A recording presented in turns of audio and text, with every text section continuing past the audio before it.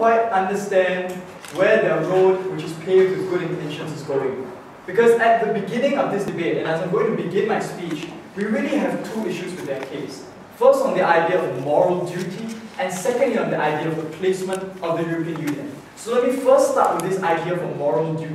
They've talked about arbitrary birth lotteries. They said it's unfair that some people are born in developing countries and are therefore deprived of some rights while others aren't. And we told them we completely agree with this. We completely agree that some universal human rights need to be cared for, and some universal human rights need to have foreign intervention in order to be upheld.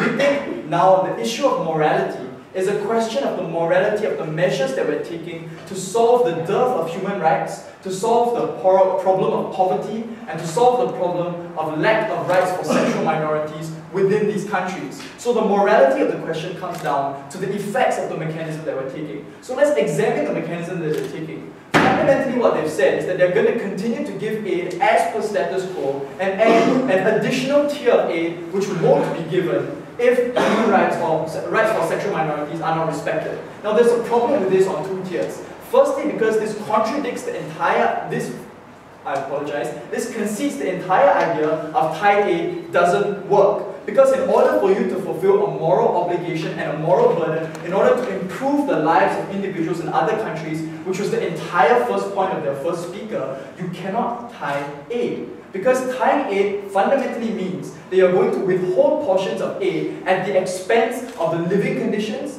at the expense of the education, and at the expense of the infrastructure within developing countries so that you can achieve a particular agenda or particular improvement within those countries. So that fundamentally means that they've considered that a moral obligation means that aid shouldn't be tied. So now let's look at the solution of having some kind of higher tier additional amount of aid which is going to be tied or not. Now the problem with this is that either the higher tier is going to be too much money, in which case you're still going to have problems of a lack of development, or it's going to be too little money, in which case the very same governments which they've talked about, which are entrenched in their cultural norms, which are entrenched in their paternalistic parochial views, which are entrenched in their religious beliefs, which are antithetical to the rights of sexual minorities, are not going to change because they're not incentivized to, because they're giving them enough aid to get by, and there's no added incentive for them to have any reform whatsoever in their country. So you see, their model simply doesn't work. But even if there was a change, hold on a moment, sir, even if there was a change, let's see whether that change is going to be genuine and real.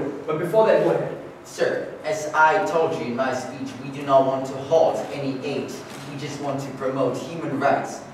Binding it to that aid is like an extra agenda. We do not want to cancel any aid we were given right now. Thank you. So that binding and that pushing for agenda is toothless unless you do something in terms of your aid policy.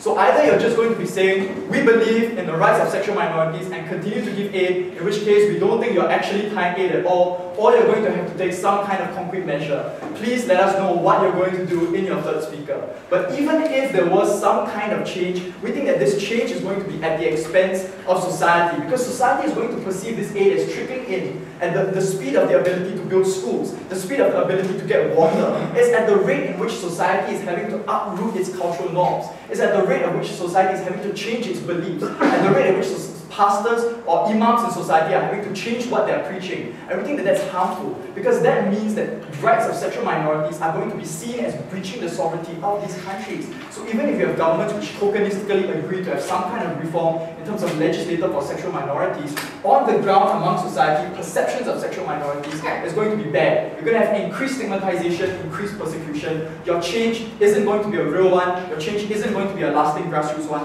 like the one we are pushing for. But let me move on to my second question about the placement of the EU. Now you've talked about how you're going to make it easier to negotiate. This is not true. You're going to alienate governments because you're tying aid and trying to push forward an alien agenda. I've already told you why. But even if you could, we've already told you that aid shouldn't be used in any way to increase ties or to curry favor or to buy favor. In fact, the fact that they're willing to say that somehow seems to contradict their very first point that we all have a moral duty to help other people regardless of what we feel, regardless of what we believe. We think that that contradiction is something which is irreversible, irreconcilable. They have to deal with that in the last speaker. But I'm moving on to my substantive point for today about maintaining EU credibility in the developing world. And this is going to directly clash with their points about the European Union being the best placed person or the best placed organization to do it. And my thesis is this. tying aid to foreign agendas such as advancing the rights of sexual minorities will undercut the credibility of the EU, causing it to be perceived as imperialistic and undercutting existing methods of aiding LGBT movements.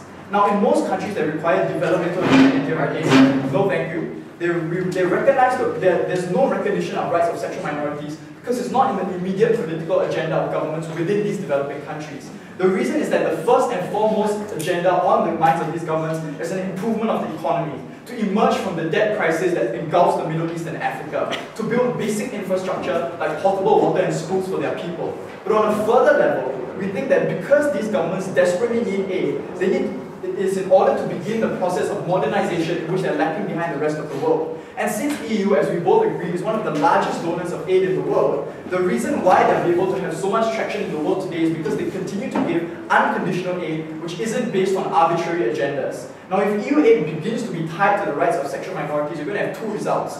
Firstly, the EU is going to lose all traction as the foremost donor of aid. The reason is simple. Because you're going to undermine all of the good relations that is built up. For example, as chief mediator in the Arab League, one of the regions which is the most sexually repressive in the world, as well as being the largest trader with all other Arab League nations. Because now governments, local governments, are going to see it as being imperialist. They're going to be seeing it as trying to tie in a new value to subvert the kind of culture that they have within their own societies. They're going to begin to seek aid from other sources, which is really problematic because the other sources that they're going to be able to seek aid from are countries like China, which is increasing its clout in places like Africa through development aid in places like Mozambique and Chad. But the problem is that their aid isn't one which is going to be helping African people. Their aid perpetuates human rights abuses. Or you see workers under Chinese companies are continuing to be working under vile human rights conditions in the mining and the oil industry. So therefore, you're going to be undermining the EU's credibility and ability to make change within the developing world and undermine its ability to be a promoter of development and a promoter of the human condition because countries are no longer going to be amenable to its demands and amenable to its aid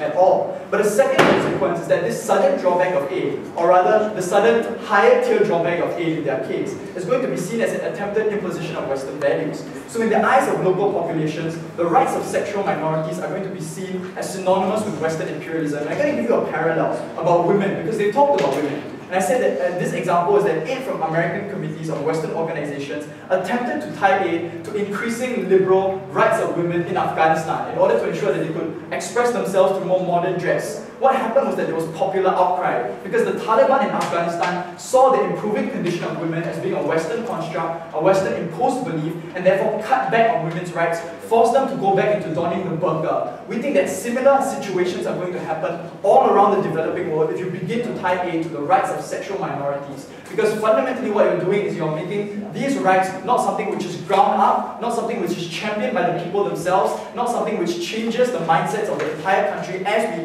have it from outside, but rather a top-down Western imposition which is going to cause a blowback against the sexual minorities. So at the end of the day, if you think about who best really protects the moral duty of people and who best protects sexual minorities, it's clearly opposition.